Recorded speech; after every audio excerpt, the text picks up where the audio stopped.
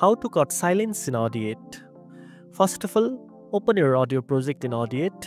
To cut silence, start by playing your audio and visually identifying silent sections in the waveform.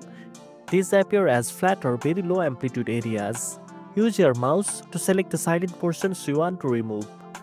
Once you have selected a silent section, simply press the delete key on your keyboard or choose Edit from the top menu and select Cut to remove that silence from your timeline.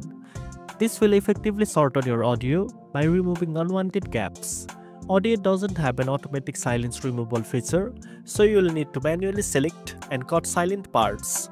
Take your time to listen carefully and make precise selection to avoid accidentally cutting important audio.